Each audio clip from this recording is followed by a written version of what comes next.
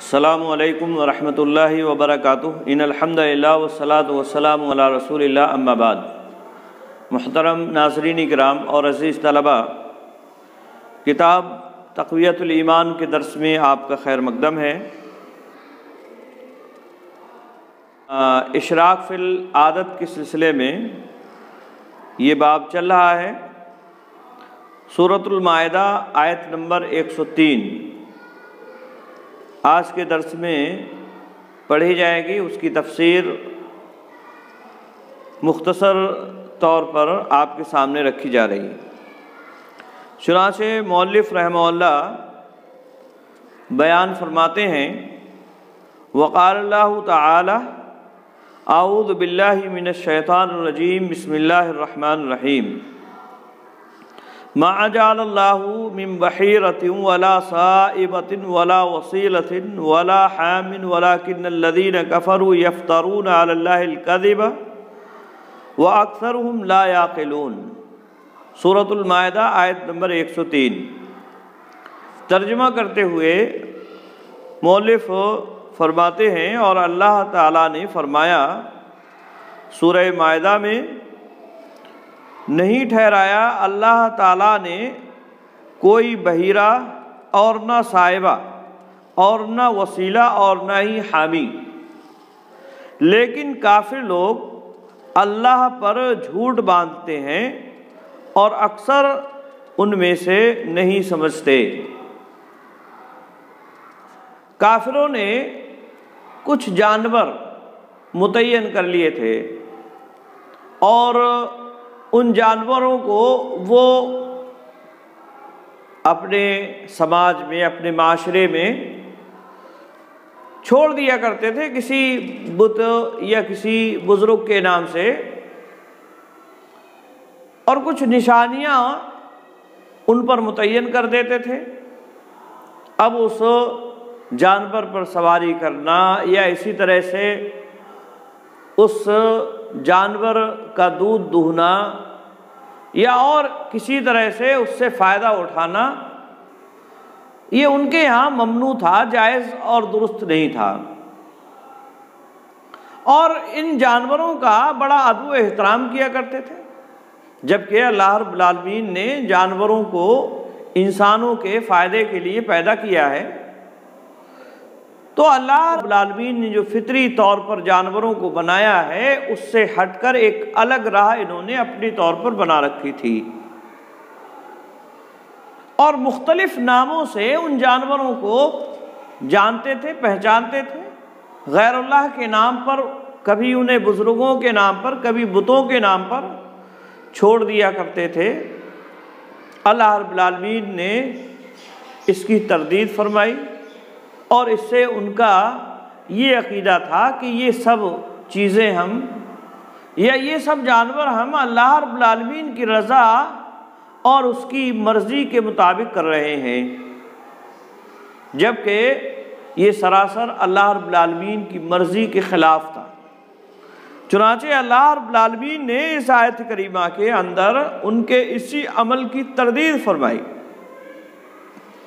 اور فرمایا کہ یہ ساری چیزیں بحیرہ یا صائبہ یا وسیلہ یا حامی، یہ اللہ نے متعین نہیں کیا ہے، بلکہ یہ انہوں نے خود اپنے طور پر متعین کر رکھے ہیں، اور یہ اللہ کا نام لے کر سراسر اس پر جھوٹ اور تہمت باندھ رہے ہیں۔ اور یہ جھوٹ اور تہمت اس لیے باندھ رہے ہیں کہ یہ بے وقوف ہیں، یہ سمجھتے نہیں ہیں کہ اس عمل کا کتنا بڑا جرم ہو سکتا ہے اور اس کی سزا کتنی ہو سکتی ہے۔ اس آیت کے فائدے کے تحت مؤلف رحمہ اللہ فرماتے ہیں، یعنی جو جانور کسی کے نام کا ٹھہراتے تھے، اس کا کان پھاڑ دیتے تھے، اس کو بحیرہ کہتے تھے۔ یعنی بحیرہ ایسا جانور جو کسی کے نام کا ٹھہرایا، اب اس کو پہچان رہے کہ یہ کسی کے نام کا ٹھہرایا ہوا ہے، کان پھاڑ دیا اس کا، تو اسے بحیرہ کہتے تھے۔ اور جو سانڈ کرتے تھے اس کو صائبہ کہتے تھے، یعنی جو نر اونٹ وغیرہ ہوتا تھا تو سانڈ کے طور پر اسے رہتا تھا، اسے صاحبہ کہتے تھے۔ اور جو کسی کی منت مانتے تھے کہ فلانے جانور کا بچہ اگر نر ہوئے تو ہم اس کی نیاز کر دیں گے، پھر جو اکٹھا نر و مادہ ہوتا تو نر کو بھی نیاز نہ چڑھاتے کہ مادہ کے ساتھ مل کر وہ بھی نیاز نہ ٹھہرے۔ اس مادہ کو وسیلہ کہتے تھے، اور جس جانور کی پشت سے 10 بچے ہو لیتے اس پر لادنا اور چڑھنا موقوف کر دیتے تھے۔ یعنی اگر کوئی جانور ایسا ہوتا، کوئی اونٹنی جس سے 10 بچے پیدا ہو جایا کرتے تھے، تو اس پر سواری کرنا یا بوجھ لادنا یہ ممنوع ہوتا تھا، اور اسے جو ہے سواری وغیرہ نہیں کرتے تھے، تو اس کو حامی کہتے تھے۔ سو فرمایا کہ یہ سب باتیں اللہ نے نہیں فرمائی ہیں، یعنی یہ ساری چیزیں اللہ رب العالمین کے بتائے ہوئے نہیں ہیں،